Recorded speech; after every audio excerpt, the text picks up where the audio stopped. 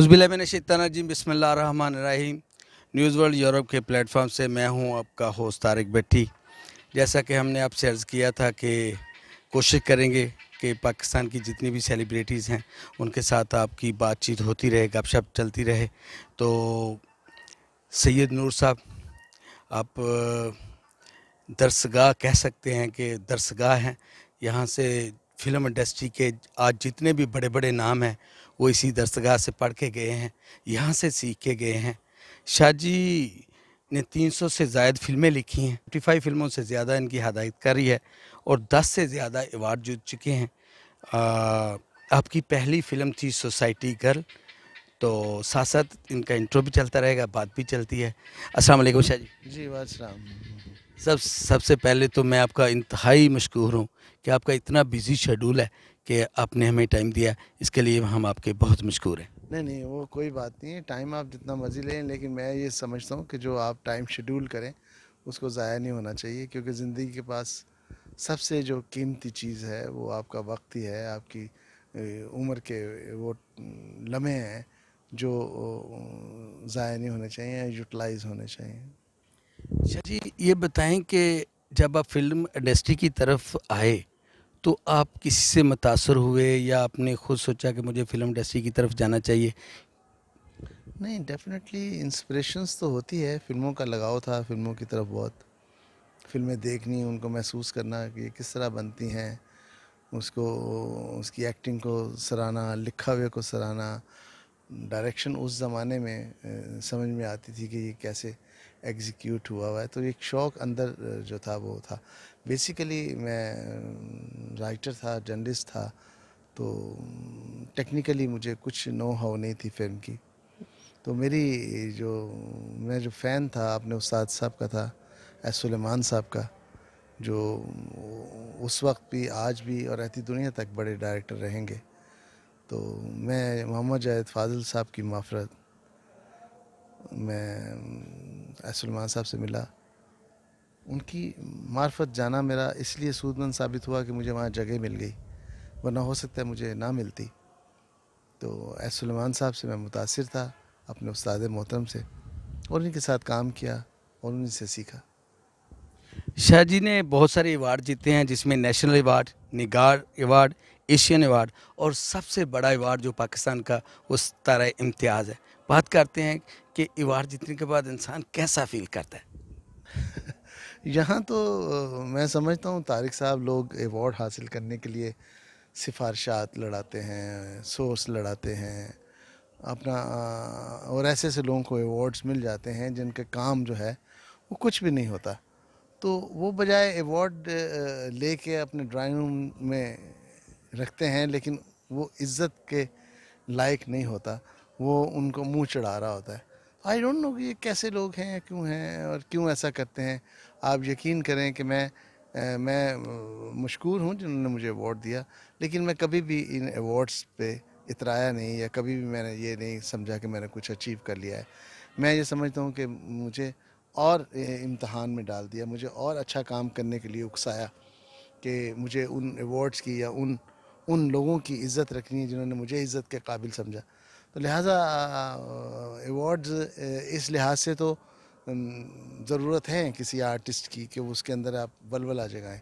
इस लिहाज से ज़रूरत नहीं है कि आप उनको सिर्फ अपने घर की या ऑफिस की दीवारों पे सजा दें। शाह जी ने बहुत सारी फ़िल्में लिखी हैं, डायरेक्ट भी की हैं, हदायतकारी भी की है और इनकी फ़िल्मों में से जो सबसे मशहूर फ़िल्म चूड़ियाँ और जीवा और सरगम। तो शाह जी, चूड़ियाँ फ़िल्म के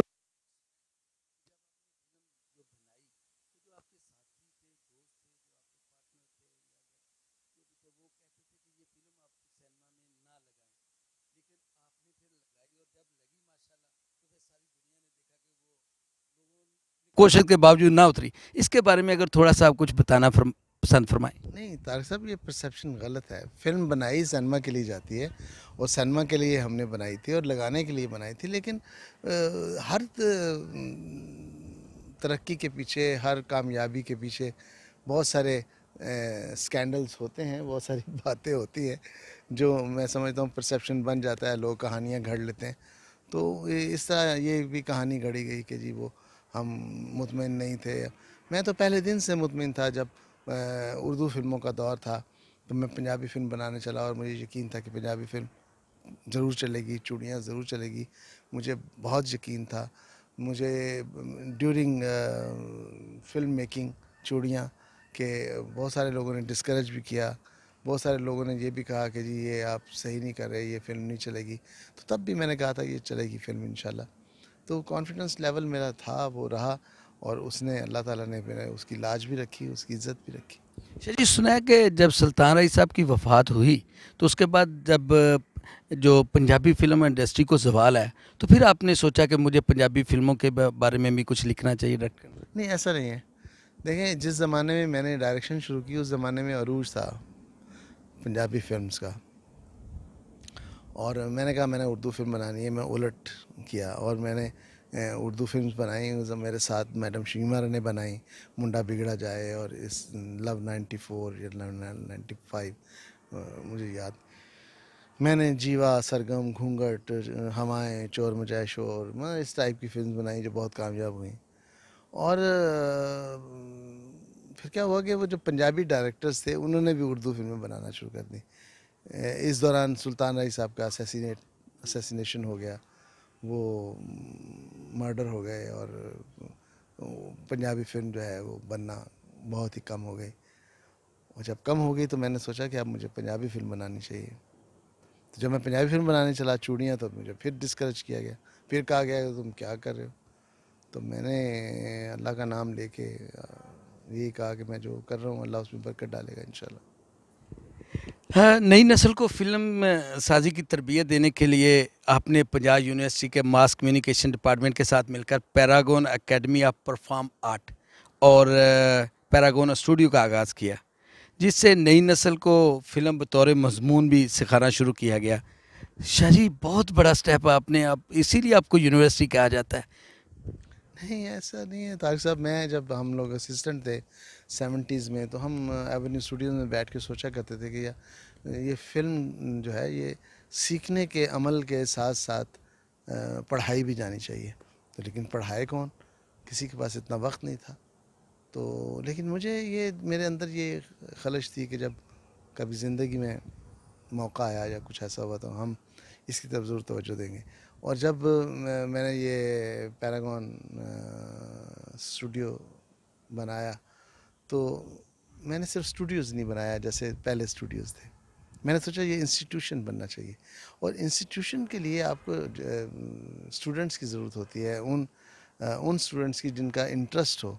तो मैं पंजाब यूनिवर्सिटी डॉक्टर मुगीथ साहब से मिला, जो उस ज़माने में मैस कम्युनिकेशन जो है उसके डीन थे।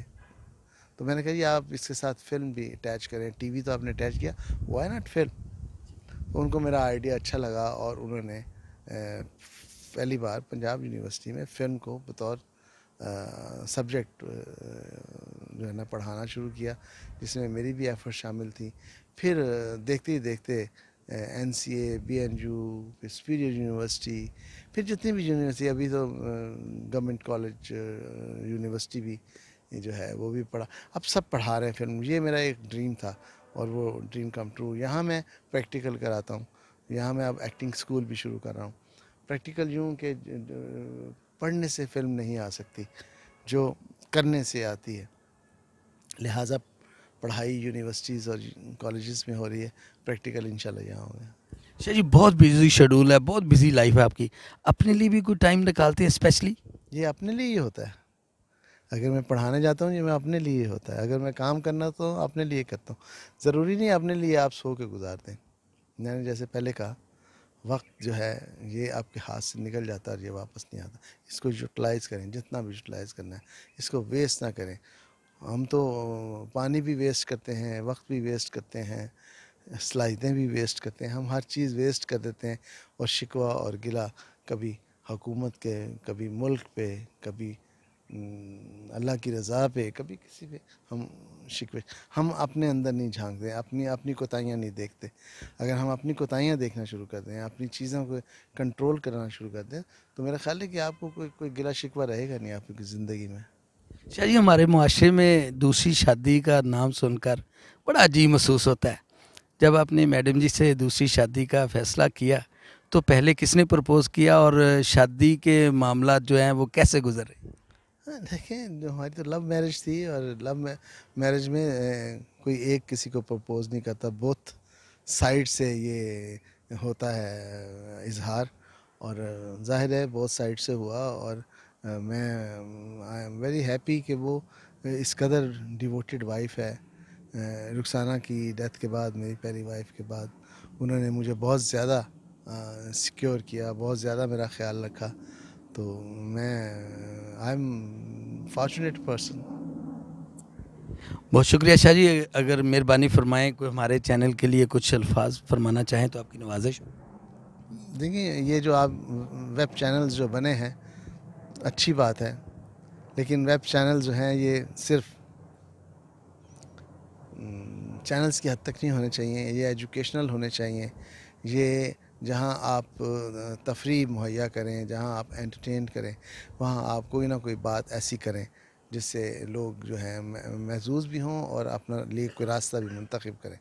देखें, फ़िल्म के लिए हमारी मजबूरी होती है, हम फ़िल्म में लेसन नहीं दे सकते, फ़िल्म में हम प्रीचिंग नहीं कर सकते, लेकिन ये चीज़ जो वेब चैनल्स हैं या चैनल्स हैं ये फ्री देखे जाते हैं, लिहाजा इस पे आपका हक बनता है कि आप कुछ ना कुछ प्रीच ज़रूर करें। शाह जी, आखिरी सवाल है, आपने फ़िल्म का ज़िक्र किया। आजकल जो ड्रामों में डांस वगैरह जो आ रहा है, उस पे आप कुछ, कौन से ड्रामा में फिर? मतलब टीवी ड्रामों में और उसके अलावा? अच्छा, मुझे कम ही देखने को मिला है डांस, लेकिन टीवी ड्रामे हमारे बहुत अच्छे बन रहे हैं। हाँ, कुछ बोल्ड ज़रूर हैं, उस पे तवज्जो देनी चाहिए, क्योंकि वो छोटे बच्चे भी देखते हैं, छोटी बच्चियाँ भी देखती हैं। मैंने सारी ज़िंदगी ये ख्याल करके फ़िल्म्स बनाई हैं कि मेरी 3 बेटियां हैं। अगर मैं अपनी 3 बेटियों के साथ बैठ के फ़िल्म देख सकता हूँ, तो मुझे वही फ़िल्म बना के दूसरों की बेटियों को दिखाना चाहिए। Thank you very much Shah ji, मैं आपका बहुत मशकूर हूँ। आपने अपने कीमती वक़्त से मुझे टाइम दिया। Thank you very much. अस्सलाम वालेकुम।